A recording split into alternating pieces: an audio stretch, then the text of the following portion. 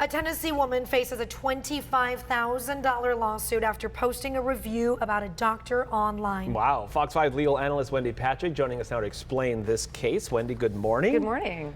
Okay, interesting, because a lot of people bash businesses on Yelp if they're not treated right. So what's this case all about? Well, this is a case that has some somewhat unusual facts compared to the usual Yelp reviews that we read. So this woman went into a doctor's appointment with her father, and she secretly recorded the appointment. Now, you couldn't do that in California because we're a two-party consent state, but this was in Tennessee where you only need one party's consent.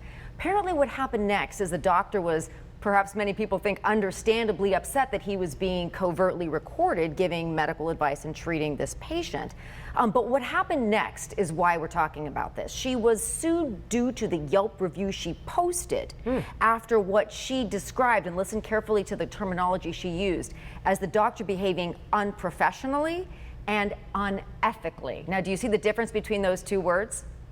To have a defamation claim, it's a false statement of fact. It can't be your opinion. You remember growing up, your parents used to say penny for your thoughts? Right. Well, your opinion is worth more than you think. You can't be sued based on your opinion. Right. But when you are making factual assertions that make it sound like they're based on real circumstances you're aware of, like calling somebody unethical, dishonest, a liar, those are the types of things that could potentially expose you to somebody bringing a defamation claim. Truth is a defense.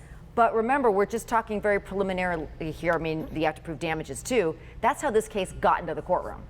But isn't that the opinion, though, of someone? If somebody is unprofessional and... Well, unprofessional wasn't the problem, and usually But did she isn't think the that problem. video was her proof of that? Well, the video was destroyed, so whether or not she destroyed it because at the doctor's insistence. But here's what I think our viewers need to keep separate here.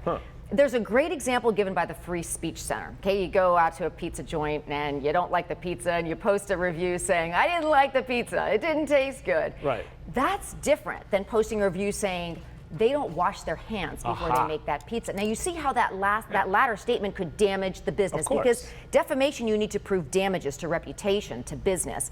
So back to the unprofessional, what does that mean? You know, your opinion could be, as this woman's was, because the doctor lost his temper, he was behaving unprofessionally.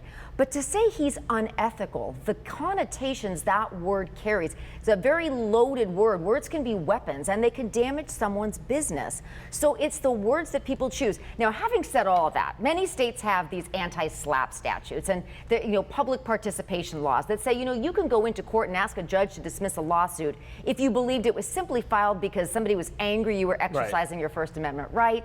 You can't file lawsuits for purposes of bullying or intimidation or anything like that, because you don't want to see everybody that posts a review have to pay to hire a lawyer to go and see a court case through. So there are some remedies in many states that will allow cases like this to be dismissed quickly if they have no merit. That's the catch. When you talk about damage to business, Wendy, I mean, my family owns a business themselves, so when these sometimes very few reviews come in, even though they may not say something about like the cleanliness or whatnot, those reviews collectively could damage a business. They do damage a business. That's People right. may not come. So how do you, navigate around that legally? Well, you navigate around that legally by really breaking down what's said and whether or not it would fit into a defamation statute, a false light. There are these tort claims that allow people to sue when they've been damaged, but they have to be certain kinds of reviews. And when you look at, and I mean, anybody that does VRBO or, Red Sat, we're all aware we need those 5 stars. Right. And if we don't, and if we get comments, we can't just bring lawsuits to challenge these types of comments unless they're made. You usually look for bad faith.